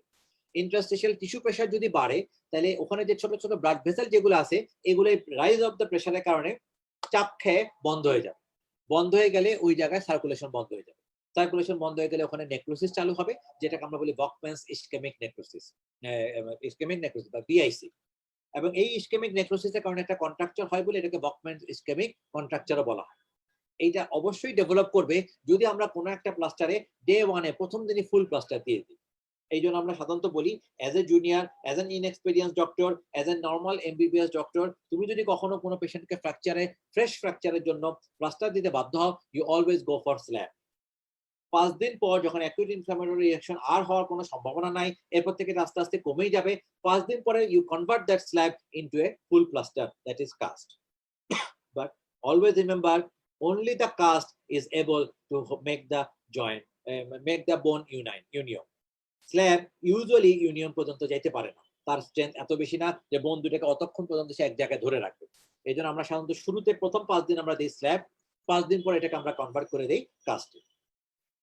যখনই তুমি কোনো বোনের ফ্র্যাকচারের জন্য প্লাস্টার করবা, always remember to incorporate both the proximal and the distal joint within the plaster. মনে করো তোমার রেডিয়াসে মিড শ্যাফট ভাঙছে, তাহলে রেডিয়াসে প্রক্সিমালে আছে এলবো জয়েন্ট, ডিস্টালি আছে রিস্ট জয়েন্ট। এই দুটো জয়েন্টকেই তোমাকে প্লাস্টার দিয়ে ইমোবিলাইজ করে ফেলতে হবে। কারণ তুমি যদি রিস্ট ইমোবিলাইজ না করো, তাহলে distal fragment of the radius নড়াচড়া করবে। তুমি যদি এলবো ইমোবিলাইজ না করো, তাহলে proximal part of the radius নড়াচড়া করবে। আর এই জন্য শুধু রেডিয়াস বোনসটাকে প্লাস্টার দিয়ে পেঁচাই দিলে মোটেও এটা যথেষ্ট হবে না। যে কোনো লং বোন যদি ভাঙে, তাহলে তার প্রক্সিমাল এবং ডিস্টাল জয়েন্ট দুটাকেই তোমাকে প্লাস্টার দিয়ে আটকায় ফেলতে হবে। তাহলে রুল অফ টুতে যেমন বলা ছিল, এক্সরে করতে গেলেও তোমাকে অবশ্যই উপরের প্রক্সিমাল এবং ডিস্টাল জয়েন্ট দেখতে হবে। প্লাস্টার করার সময় তোমাকে এটা মনে রাখতে হবে, আমি প্লাস্টার স্ল্যাবই দেই অথবা কাস্টই দেই, যেটাই দেই না কেন, আমাকে অবশ্যই প্রক্সিমাল এবং ডিস্টাল জয়েন্ট ধরে ফেলতে হবে। তবে হ্যাঁ, কয়েকটা এক্সেপশন আছে, তার মধ্যে সবচেয়ে মেইন এক্সেপশন আছে, তার মধ্যে একটা হচ্ছে হিপ জয়েন্ট। আমরা সাধারণত বেশিরভাগ সময় হিপ জয়েন্ট আর একটা হচ্ছে শোল্ডার জয়েন্ট, যদি কোনো কারণে ফিমার ভাঙে, যদি কোনো কারণে হিউমারাস ভাঙে, আমরা এই ফিমার হিপ জয়েন্ট অথবা শোল্ডার জয়েন্টকে পুরোপুরি ইমোবিলাইজ করতে পারি না। কারণ এটা একটা ball and socket type of synovial joint, এটা নড়ে না এমন কোনো দিক নাই। বলে ফুল সার্কামফারেন্সিয়াল প্লাস্টার দিয়ে পেঁচাইলেও এটাকে ইমোবিলাইজ করা খুবই কষ্ট। বাট তারপর আমরা যতটা সম্ভব, সেখানেও কিছু কায়দা আছে যেটা আমি সময় পেলে পরে আলোচনা করব, সেটাকেও ইমোবিলাইজ করার চেষ্টা করি। বাট একটা নর্মাল লং বোনে যদি দুই পাশে দুটো হিঞ্জ টাইপ অফ জয়েন্ট থাকে, তাহলে সেটাকে তোমাকে অবশ্যই ইমোবিলাইজ করে ফেলতে হবে। বাট তুমি অ্যাজ এন এমবিবিএস অবশ্যই মাথায় রাখবা, যেই যে বোন ভাঙছে তার প্রক্সিমাল এবং ডিস্টাল জয়েন্ট আমাকে প্লাস্টার দিয়ে ইমোবিলাইজ করে দিতেই হবে। প্লাস্টার তো দিলা, রুগী সাথে সাথে তোমাকে যাওয়ার আগে একটা কথা জিজ্ঞেস করে যাবে, স্যার প্লাস্টার তো দিলেন, কয়দিন পরে এটা খুলবে? তোমাকেও এটা মাথায় রাখতে হবে, যাতে তুমি বলতে পারো যে হ্যাঁ এতদিন পরে খুলবো। এবং এইটা যে আমরা বলি, এটা বলার জন্য আমাদের অর্থোপেডিক্স আমরা সুন্দর করে সাথে সাথে বলে দিই, কাউকে বলে 3 সপ্তাহ, কাউকে বলে 6 সপ্তাহ, কাউকে বলে 3 মাস। এটা এটা কিন্তু অনেকটা এরকম আন্দাজে বলার কোনো সুযোগ নাই, এটা একটা স্পেসিফিক রুল আছে। এটা তোমরা একটু সিম্পলি মনে রাখার চেষ্টা করো। যদি অ্যাডাল্টের এনি আপার লিম্বে যদি কোনো বোন ইনজুরি হয়, তাহলে এটা জোড়া লাগতে 6 থেকে 12 সপ্তাহ লাগবে। Now why that a long gap is there? 6 সপ্তাহ জোড়া লাগতে পারে, আবার 12 সপ্তাহ জোড়া লাগতে পারে। এত লম্বা গ্যাপ কেন দিছি? কারণ আমি তো তোমাকে বলছি অ্যাডাল্ট, 18 থেকে 100 বছর সবাই তো অ্যাডাল্ট। কিন্তু ডেফিনেটলি 18 বছরে যে ছেলেটা বা মেয়েটা হাতটা ভাঙছে, তার ইউনিয়ন বেগ থাকবে, গতিবেগ থাকবে অনেক ভালো, তার জন্য 6 সপ্তাহ হলেই হবে। কিন্তু 80 বছরে যার ভাঙছে, তার সর্বোচ্চ পরিমাণ সময়টাই দরকার হবে, তার তখন লাগবে 12 সপ্তাহ। তুমি যদি দেখো যে মাঝামাঝি জায়গায় ভাঙছে, 40 বছরে ভাঙছে, তাহলে এই 6 থেকে 12 সপ্তাহের মাঝামাঝি কোনো একটা 9 উইকস তুমি ইজিলি আন্দাজ করে বলতে পারবা। এই সময় পরে আসলে আমি একটা এক্সরে করে দেখে যদি মনে হয় যে ইউনিয়ন হয়েছে, তাহলে প্লাস্টার খুলে দিব। যদি মনে হয় যে না এখনো ইউনিয়ন হয় নাই, তাহলে আরো খানিকটা সময় আমরা রাখবো। বাট মিনিমাম এতদিন পর আমি রুগীটাকে আবার আসতে বলবো, in case of adult and upper limb, 6 থেকে 12 সপ্তাহ। যদি অ্যাডাল্ট কিন্তু লোয়ার লিম্ব হয়, জাস্ট মেক ইট ডাবল। আগেরটা বলছে আপার লিম্ব হলে 6 থেকে 12, তাহলে এটাকে জাস্ট ডাবল করে দাও, তাহলে এটা হবে 12 থেকে 24 সপ্তাহ। আর যদি বাচ্চা হয়, 18 বছরের নিচে হয়, তাহলে অ্যাডাল্টের আপার আর লোয়ার লিম্বে যে হিসাবটা তুমি তৈরি করলা, জাস্ট মেক দেম হাফ।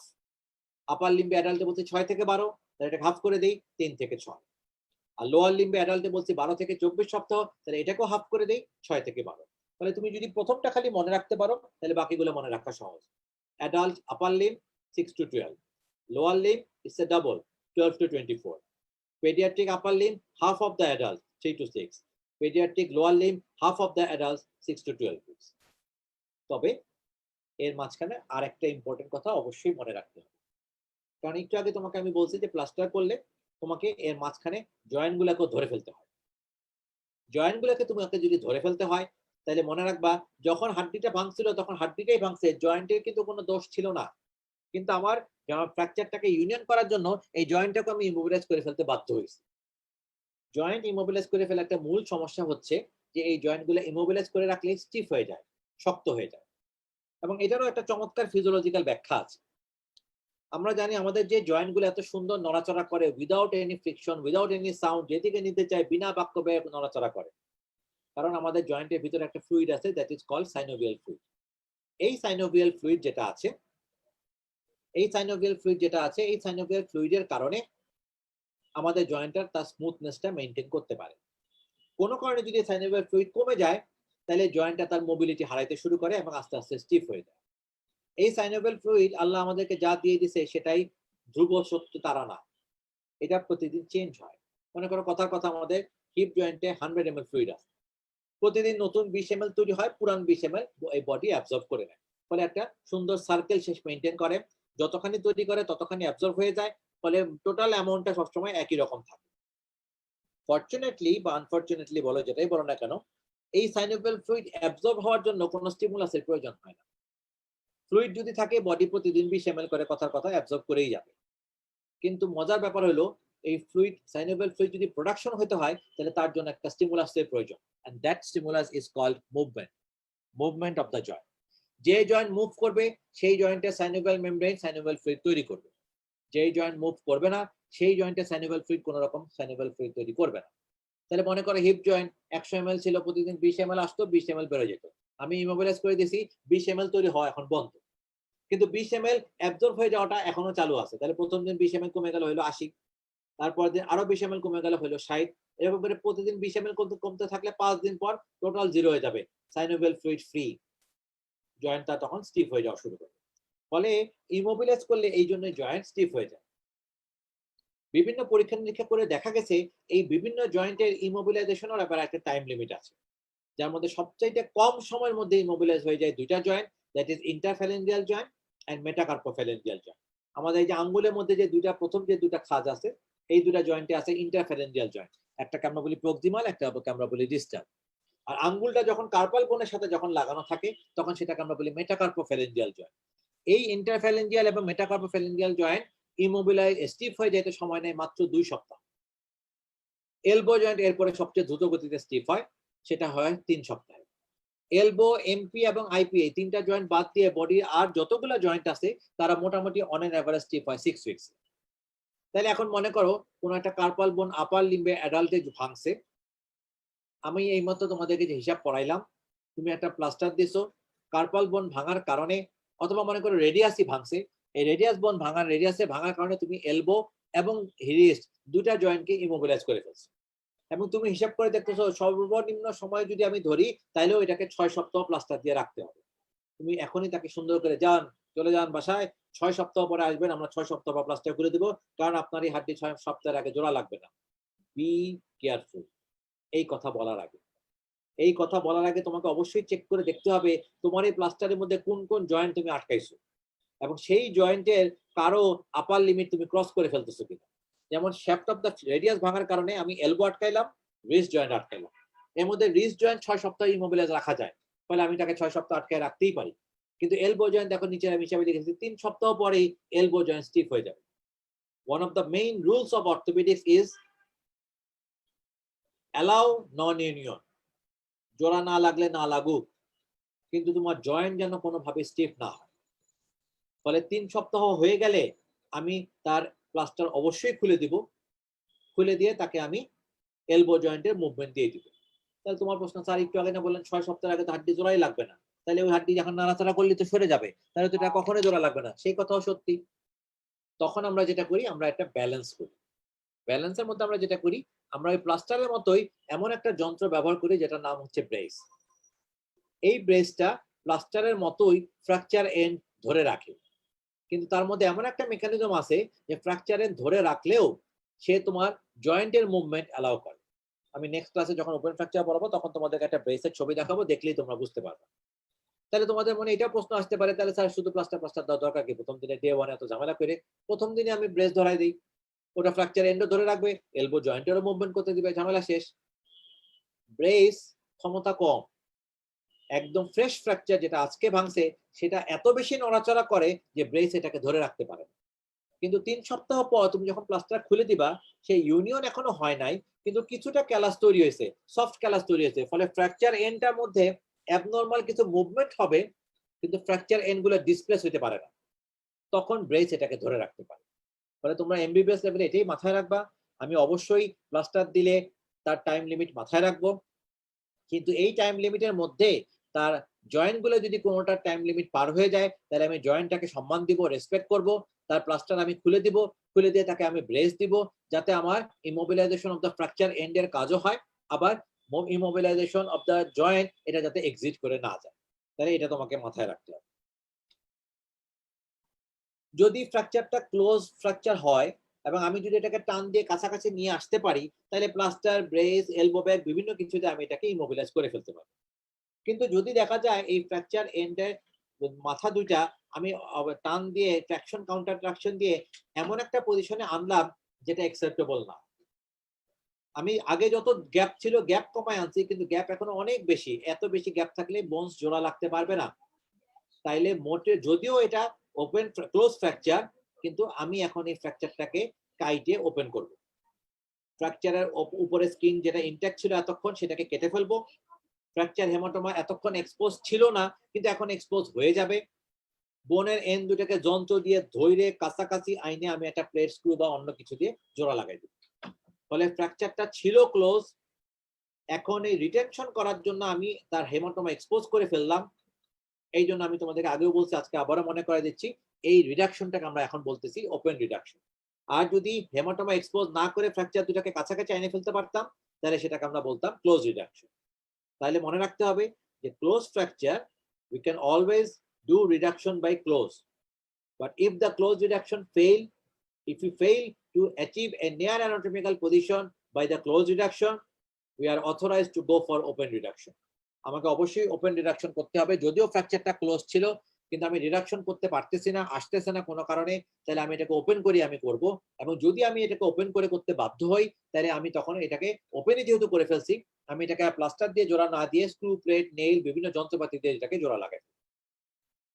তোমাদের এমবিবিএস লেভেলে তোমরা মনে রাখবা, খুবই ইম্পর্টেন্ট, তোমাদের পরীক্ষার সময় অবশ্যই জিজ্ঞেস করতে পারে, একটা ক্লোজ ফ্র্যাকচারের নাম বলো যেটা দেখতে যতই ক্লোজ থাকুক, ফ্র্যাকচার এন্ড গুলো যতই কাছাকাছি থাকুক, I will always go for open reduction. সেক্ষেত্রে তোমাদেরকে অবশ্যই বলতে পারতে হবে এনি ইন্ট্রা আর্টিকুলার ফ্র্যাকচার। তার মানে বোনের ভিতরে যে ফ্র্যাকচার লাইনটা আছে, এই লাইনটা যদি কোনো একটা এই ফ্র্যাকচার এন্ডে চলে যায়, সেই ফ্র্যাকচার এন্ডে যাওয়ার মাধ্যমে যদি জয়েন্ট ক্যাভিটি পর্যন্ত ফ্র্যাকচার লাইনটা চলে যায় তাহলে সেটাকে আমরা বলি ইন্ট্রাআর্টিকুলার ফ্র্যাকচার। এই ইন্ট্রাআর্টিকুলার ফ্র্যাকচার অলওয়েজ অপারেশন। এটা আমি ওপেন ফ্র্যাকচার যেদিন পড়াবো নেক্সট ক্লাসে তখন আমি আরো ডিটেইলস আলোচনা করব, আজকে এইটুকুনি জানা থাকলেই। আমি যেহেতু ক্লোজ ফ্র্যাকচার কাছাকাছি আনতে পারি নাই, কাছাকাছি আনতে না পারার কারণে আমি এখন ওপেন করে ফেলতে বাধ্য হয়েছি। যেহেতু ওপেনই করে ফেলছি তাহলে আমি যন্ত্র দিয়ে দুইটা হাড়টিকে একদম অ্যানাটমিক্যালি সোজা করে ফেলবো, এবং এই অ্যানাটমিক্যাল পজিশন যাতে একই রকম ভাবে থাকে তখন আমি কিছু মেটালিক ইমপ্ল্যান্ট তার ভিতরে বসায় আমি অপারেশনটা করব। কিন্তু আমি যদি কাছাকাছি আনতে পারতাম, যেটা অ্যাকসেপ্টেবল পজিশনে আনতে পারতাম, তাহলে কিন্তু আমি এই ক্লোজ ফ্র্যাকচারকে আর আমি ওপেন করতাম না। কারণ বলা হয়েছে ফ্র্যাকচার হেমাটোমা যদি এক্সপোজ না হয় তাহলে হিলিং এর পাওয়ার থাকে সবচাইতে ভালো।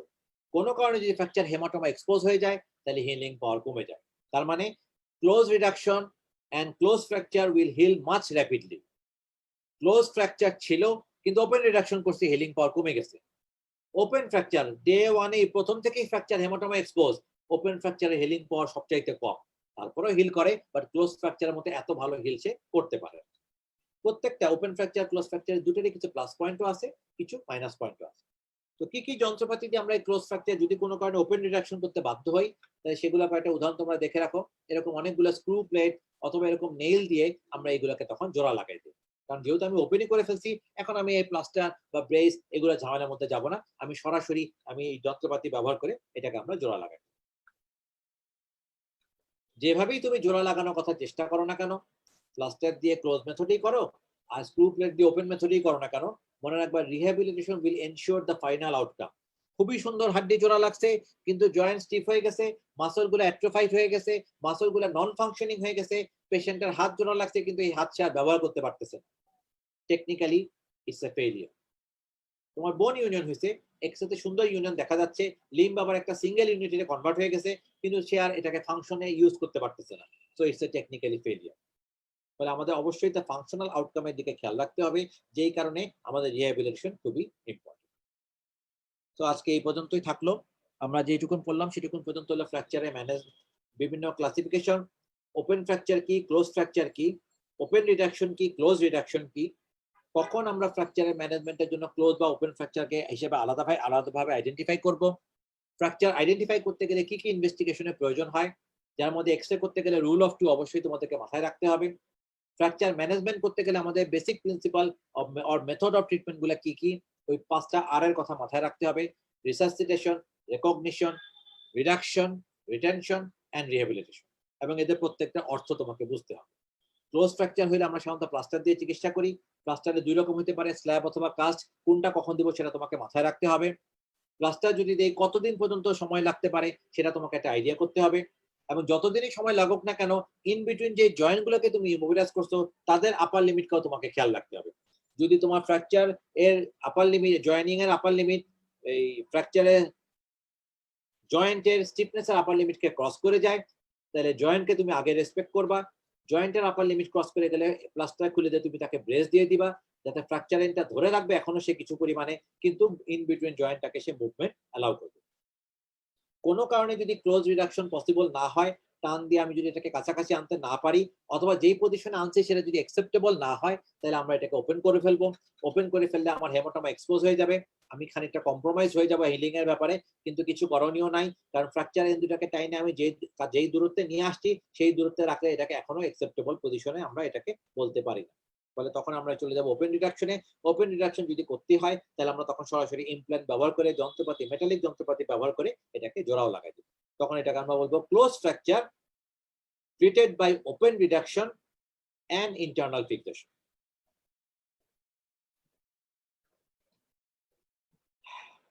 তাহলে আজকে এই পর্যন্তই থাকলো। তোমরা এইটুকু যদি একটু রিক্যাপিচুলেট করে পরবর্তীতে ভিডিওটা একটু দেখে নিতে পারো, তাহলে নেক্সট ক্লাসে আমি যখন আরেকটা বড় অংশ আলোচনা করবো, দ্যাট ইজ ওপেন ফ্র্যাকচার, তাহলে সেটাও তোমাদের জন্য বুঝতে সুবিধা হবে। এখন পর্যন্ত এখানে আমার সাথে যারা আছো তাদের যদি কারো কোনো কোশ্চেন থাকে আমাকে জিজ্ঞেস করতে পারো, অথবা কেউ যদি অলরেডি কোনো কোশ্চেন লিখে থাকে আমাকে একটু পড়ে শোনাও, আমি তার অ্যান্সার করতে পারবো। জি, আসসালামু আলাইকুম স্যার। স্যার একটা কোশ্চেন ছিল যে হেয়ার লাইন বা হচ্ছে সিম্পল কোনো ফ্র্যাকচার যেরকম খুব একটা ডিসপ্লেস হয়নি, ওই ক্ষেত্রে হচ্ছে পেশেন্ট 1 মান্থ বা আরো পরে আসলো, তার তখন কোনো প্রবলেম ফেস করেনি, কিন্তু এখন প্রবলেম করতেছে যে একটা এলিভেশন পাচ্ছে স্কিনের উপর দিয়ে, যে বোনের মধ্যে হালকা একটু এলিভেশন পাচ্ছে। এখন এই ক্ষেত্রে এই কেসের ম্যানেজমেন্ট প্রোটোকলটা কিভাবে শুরু হওয়া উচিত? Thank you sir. Very good question. আমি তোমাকে এতক্ষণ পর্যন্ত যা যা ম্যানেজমেন্ট বললাম, you remember that it's the management of a fresh fracture. মানে এই মাত্র ভাঙছে, তোমার কাছে 1-2 দিনের মধ্যে আসছে, সেক্ষেত্রে তুমি এই সবগুলো পদ্ধতি অবলম্বন করবে। তুমি যে কোশ্চেনটা আমাকে করলা সেটা হচ্ছে ডিলেড প্রেজেন্টেশন। ভাঙছিল, সেটা হেয়ার লাইন হোক, ডিসপ্লেস হোক, নন ডিসপ্লেস হোক, যেরকমই হোক, পেশেন্টটা আসছে 5 সপ্তাহ পরে। এখন আমি কি করব? মনে রাখবা, যদি এটা ক্লোজ ফ্র্যাকচার হয় তাহলে তার ফ্র্যাকচার হেমাটোমা ইনট্যাক্ট ছিল এই 5 সপ্তাহ ধরে ইনট্যাক্ট, তাহলে বডি কিন্তু অলরেডি এইটাকে হিলিং করার কাজ শুরু করে ফেলছে। ফলে 5 সপ্তাহ পরে হাতের নিচে এলিভেশন থাকুক যাই থাকুক, তুমি প্রথমে আগে এক্সরে করে দেখবা ফ্র্যাকচার এন্ড দুটা যে পজিশনে আছে তারা কাছাকাছি, যথেষ্ট পরিমাণে কাছাকাছি কিনা। যেহেতু 5 সপ্তাহ হয়ে গেছে, তাই 2 ফ্র্যাকচার এন্ডের মাঝখানে তুমি ক্যালাস দেখতে পাবা, দেখবা যে নতুন বোন ফর্মেশনের কাজ শুরু হয়েছে। সেক্ষেত্রে আমরা ওইভাবেই আমরা এটাকে আরো যে কয়দিন ইমোবিলাইজ থাকার দরকার, আমি তখন এটাকে এই প্লাস্টার দিয়ে ইমোবিলাইজ করে দিব। কথার কথা, সে রেডিয়াস ফ্র্যাকচার নিয়ে আসছে 5 সপ্তাহ পরে, অ্যাডাল্ট পেশেন্ট। আমার হিসাব বলে এই যেহেতু 40 বছর বয়স, 9 সপ্তাহ পর্যন্ত ইমোবিলাইজ করে রাখা দরকার। আমি একটা এক্সরে করে দেখলাম, মাশাআল্লাহ কপাল ভালো ছিল, যদিও সে কোনো ডাক্তারের কাছে যায় নাই, ট্রিটমেন্ট নেয় নাই, কিন্তু ফ্র্যাকচার এন্ড গুলো খুব কাছাকাছি আছে, অলরেডি ক্যালাস চলে আসছে, তাহলে আমি একে প্লাস্টার দিয়ে আরো 5 সপ্তাহ রেখে দেওয়ার চেষ্টা করবো। কিন্তু 5 সপ্তাহ রাখবো না, কারণ এতদিন তো আর প্লাস্টার ছিল না, সে এলবো জয়েন্ট কিছু নাড়াচাড়া করছে দেখে তার এলবোটা ফ্রি ছিল। কিন্তু আমি যদি এখন আবার 5 সপ্তাহ দিতে যাই তাহলে আবার ঝামেলা হয়ে যাবে, এলবো 3 সপ্তাহ বেশি রাখা যায় না। তাহলে 3 সপ্তাহ প্লাস্টার রাখে আমি বাকি সময়টা আবার ব্রেস দিয়ে দিব। কিন্তু তুমি যদি দেখো যে না, ফ্র্যাকচার ইউনিয়ন কিছুটা হয়েছে, কিন্তু তার জয়েন্ট অলরেডি স্টিফ ভাব, ব্যথার জন্য সে এখনো খুব একটা নাড়ে নাই, তাহলে প্লাস্টারের কথা বেমালুম ভুলে যাও, তুমি তাকে এখনই ব্রেস দিয়ে দাও। কারণ কিছু ক্যালাস যেহেতু আছে, আমার জয়েন্টের প্রতি এখন প্রায়োরিটি বেশি, আমি জয়েন্টটাকে ইমোবিলাইজ করার জন্য প্রথম দিনই আমি এই ব্রেস দিয়ে দিব। বাট তুমি দেখলা 5 সপ্তাহ পরে আসছে, রেডিয়াস আলনা ভাঙা ছিল, হাতের তলায় একটা উঁচু অংশ বাঁধতেছে, এক্সরে করে দেখো একটা এই মাথায় একটা ওই মাথায় বসে রয়েছে, এতটাই দূরে বসে রয়েছে, তাদের মাঝখানে গ্যাপটা এতটাই বেশি যে তুমি বুঝতেই পারতেছো যে এত দূরত্বের গ্যাপ ক্যালাস দিয়ে কখনোই আসবে না। বোনটা কাছাকাছি থাকতে হবে, একটা আরেকটার সাথে কিছু না কিছু পরিমাণে কন্টাক্ট থাকতে হবে। অ্যাজ এ রুল আমরা বলি যে যদি কোনো fracture and more than 50% contact minimum maintain করতে পারে, both either in AP or lateral view, যে কোনো একটাতে, তাহলে এটা জোড়া লাগবে। আর যদি লেস দেন 50% কন্টাক্ট থাকে in AP or lateral view, তাহলে তুমি ধরে নিতে পারবা এই বোন কিন্তু জোড়া লাগার মতো যথেষ্ট কাছাকাছি নাই। তাহলে তখন তোমাকে 5 সপ্তাহ পরে হইলেও, এখন আর 5 সপ্তাহ পর তুমি ক্লোজ এটাকে টেনে টুনে কিছু আনতে পারবা না, তুমি সরাসরি এটাকে ওপেন করবা। ফ্র্যাকচার এন্ডটাকে রিফ্রেশনিং করবা এবং এটা মেটাল প্লেট দিয়ে জোড়া লাগাই দিবা। তাহলে তুমি যেটা বললা যে ডিলেড প্রেজেন্টেশন যদি হয়, তাহলে আমরা প্রথমে আগে এক্সরে করব, এক্সরে করে দেখবো অ্যাকসেপ্টেবল কিনা পজিশন কিনা। যদি পজিশন অ্যাকসেপ্টেবল হয় তাহলে আমি দেখবো আশেপাশে জয়েন্টের কি অবস্থা। জয়েন্ট এখনো যদি মোবাইল থাকে তাহলে তাকে প্লাস্টার করে ওই যতটুকু সময় দরকার ওই সময় পর্যন্ত প্লাস্টার করে রাখবো, respecting the in between joint. যদি দেখি যে অ্যাকসেপ্টেবল পজিশনে আছে কিন্তু জয়েন্টের মধ্যে অলরেডি স্টিফ ভাব চলে আসে, এটাকে যদি মুভমেন্টে না দেই তাহলে এটাকে আর জোড়া লাগানো, জয়েন্টের স্টিফনেস অ্যাভয়েড করা যাবে না, তাহলে আমি আর প্লাস্টার দিব না, আমি তখন তাকে দিয়ে দেবো ব্রেস। কিন্তু যদি দেখা যায় যে তুমি অ্যাকসেপ্টেবল পজিশনে নাই, মোর দেন 50%-এরই বেশি কন্ট্যাক্ট ছুটে গেছে, এই কন্ট্যাক্টে কাজ হবে না, তাহলে 5 সপ্তাহ পরে আসলেও তুমি তখন আর ক্লোজ করা কোনো চেষ্টা করা কোনো লাভ হবে না। সরাসরি পেশেন্টটাকে হাসপাতালে ভর্তি করে ওপেন রিডাকশন করে আমি এটাকে ইমপ্ল্যান্ট দিয়ে জোড়া লাগাই। তাহলে এটা হবে তোমার ক্লোজ ফ্র্যাকচারের management in case of a delayed presentation. জি, থ্যাংক ইউ স্যার। স্যার এরকম যদি থাকে যে মানে জোড়া লেগে গেছে বাট হচ্ছে একটু ডিফর্মিটি হয়ে গেছে, এই ক্ষেত্রে কি এই কেস কি আবার ধরা উচিত বা নাকি এভাবে পড়ে থাকুক? Another very good question. যদিও কোশ্চেনগুলো আমি জানি না এমবিবিএস লেভেলে অ্যাডভান্স হয়ে যাচ্ছে কিনা, তারপরে যেহেতু কোশ্চেন করছে আমি অ্যান্সার করি। তুমি বলছো বোনের ইউনিয়ন হয়ে গেছে, সে কোনো ট্রিটমেন্ট নিক বা না নিক বোনের ইউনিয়ন হয়ে গেছে, কিন্তু তুমি দেখতেছো যে বোনের ইউনিয়নটা এমন একটা ম্যাল পজিশনে হয়েছে, যে ডিফর্ম পজিশন হয়েছে, এটাকে আমরা বলি ম্যাল ইউনিয়ন, যে একটা হাত হিউমারাস জোড়া লাগছে কিন্তু সে 45 ডিগ্রি অ্যাঙ্গেলে জোড়া লেগে গেছে, ফলে তার হাতটা এখন পুরোপুরি বাঁকা। তাইলে তোমার কোশ্চেন হচ্ছে যে এখনই বাঁকা হাড্ডি যেটা জোড়া লাগছে কিন্তু বাঁকা হয়ে লাগছে, এর জন্য আমরা কিছু করব কিনা। এটা একটা মাল্টিফ্যাক্টোরিয়াল ব্যাপার। নাম্বার 1, পেশেন্টের বয়স কত। যদি পেশেন্ট ইয়াং হয় তাহলে মনে রাখবা যতই বাঁকা হোক এই পেশেন্টের গ্রোথ প্লেট এখনো অ্যাক্টিভ, পেশেন্ট এখনো বড় হচ্ছে, এদের রিমডেলিং পাওয়ার ভালো, তাহলে আমি এটাকে রিমডেলিং হওয়ার জন্য সময় দিতে পারবো, বাট সেটাও আবার একটা অ্যাকসেপ্টেবল লিমিট আছে। কিন্তু যদি পেশেন্ট হয় অ্যাডাল্ট, 1 ইঞ্চিও 1 ডিগ্রিও রিমডেলিং হবে না, তাহলে যেটুকুন বাঁকা হয়ে জোড়া লাগছে আমাকে এখন দেখতে হবে এইটুকুন বাঁকা হয়ে জোড়া লাগার কারণে তার ফাংশনালে কাজকর্ম করতে কোনো অসুবিধা হচ্ছে কিনা। কসমেটিক ডিফর্মিটি হচ্ছে লাস্ট রিসোর্ট, যেটা আমি মাথায় রাখবো। আমি আগে দেখবো তার ফাংশনাল ডিফর্মিটি আছে কিনা। মনে রাখবা হিউমারাসে ভাঙা থাকলেও হিউমারাসের উপরে যে শোল্ডার জয়েন্ট আছে, যার মোবিলিটি আমাদের বডির মধ্যে হলো সবচাইতে বেশি, যত বেশি বেঁকা হাতটা হয়ে থাকুক না কেন শোল্ডার জয়েন্ট বিভিন্ন দিকে নড়াচড়া করে এই হাত দিয়ে ঠিকই কাজ উদ্ধার করে নিচ্ছে। তখন you give the option to the patient যে আপনার এখন যে ভাঙা যেটা আছে বেঁকা হয়ে জোড়া লাগছে, কিন্তু আমরা পরীক্ষা করে বুঝতে পারতেছি আপনার এই হাত দিয়ে আপনার কাজকর্ম করতে তেমন কোনো বড় অসুবিধা হবে না। যদি তাই হয় লিভ ইট অ্যালোন। কিন্তু পেশেন্ট যদি বলে না স্যার যেটুকুন বেঁকা আছে খুব কষ্ট হয় কাজ করতে, আমার যে কাজ সেটাতেই বেঁকা হাত দিয়ে কাজ করা যাবে না, এটাকে আবার সোজা করতে হবে, you definitely go for operation. অথবা তুমি যদি দেখো যে অ্যাঙ্গুলেশন যেটা হয়েছে সেটা তুমিই বুঝতেছো এটা অ্যাকসেপ্টেবল অ্যাঙ্গুলেশন না, তাহলে পেশেন্টকে কোনো অপশন দেওয়ার দরকার নাই, সরাসরি you give the option to the patient যে আপনার এই অ্যাঙ্গুলেশনতে আপনি বেশি দিন কাজকর্ম করতে পারবেন না বা এখনই পারতেছেন না, এটা করা সম্ভব না, এটা কোনোদিন ঠিকও হবে না, পরে এটা আমাকে ওখানে আবার অপারেশন করতে হবে। যদিও জোড়া লেগে গেছে আমি এটাকে আবার ভাঙে একটা নিউ ফ্র্যাকচারে কনভার্ট করব এবং তারপর এটাকে আবার জোড়া দিয়ে দেব। বুঝা গেল? জি স্যার। হ্যালো, জি স্যার। বুঝতে পারছো? জি তাহলে তুমি যেটা জি স্যার। বলতো যে একটা জোড়া লাগছে কিন্তু বেঁকা হয়ে জোড়া লাগছে, তাহলে তোমাকে আগে দেখতে হবে এই জোড়াটা নিজে থেকে রিমডেলিং হওয়ার মতো বয়স তার আছে কিনা। যদি থাকে তুমি তাকে সময় দিতে পারো, দেখো বডি নিজে নিজে এটা ঠিক করে কিনা। যদি সেরকম বয়সে না থাকে তাহলে তুমি তখন দেখবা যে এই বেঁকা হাত দিয়ে সে কাজ করতে পারে কিনা। যদি কাজ করতে পারে ফাইন, বেটার, কোনো অসুবিধা নাই, তুমি তাকে অ্যালাউ করো যে দেখতে খারাপ লাগতেছে কিন্তু আপনার কাজ হবে, সে যদি এটাতে রাজি থাকে লিভ ইট অ্যালাউ। আর সে যদি বলে না এই বেঁকা থাকলে আমার হবে না, আমার আইদার সৌন্দর্যগত সমস্যা হচ্ছে অথবা আমার কাজ করতে সমস্যা হচ্ছে, আমি চাই এটা ভেঙে আপনি আবার সোজা করে দেন, লিখিত কনসেন্ট নিয়ে তুমি তখন এটাকে ভেঙে আবার সোজা করে দিবে। বাট অবশ্যই মনে রাখবা আগের বার জোড়া লাগছিল, তোমার অপারেশনে কিন্তু কোনো গ্যারান্টি নাই যেটা আবার জোড়া লাগবে। নন ইউনিয়ন থেকে শুরু করে ইনফেকশন থেকে শুরু করে অস্টিওমাইলাইটিস থেকে শুরু করে সবই হইতে পারে। এই সবগুলো রিস্ক পেশেন্টকে জানাই নিতে হবে। পেশেন্ট তারপরে যদি এই রিস্ক নিতে রাজি থাকে তখনই আমরা এটা সাধারণত ম্যাল ইউনিয়নকে ভেঙে আবার জোড়া দেওয়ার চেষ্টা করি।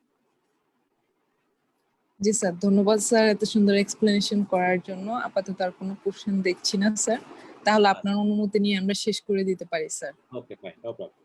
কারো যদি কোনো কোশ্চেন পরে তোমাদের টেক্সট বক্সে লিখে দিয়ে থাকে আমাকে জাস্ট ট্রান্সফার করে দিও, I will answer them. G sir, অবশ্যই। ওকে, তাহলে সবাইকে খোদা হাফেজ। স্যার আগামী শনিবার দিন আমরা তাহলে এই ফ্র্যাকচার ম্যানেজমেন্টের শেষ যে অংশটা ওপেন ফ্র্যাকচারের ম্যানেজমেন্ট এটা নিয়ে আলোচনা করব। জি স্যার, আল্লাহ হাফেজ। ইনশাআল্লাহ স্যার। ওকে, আল্লাহ হাফেজ। আসসালামু আলাইকুম স্যার। আসসালাম।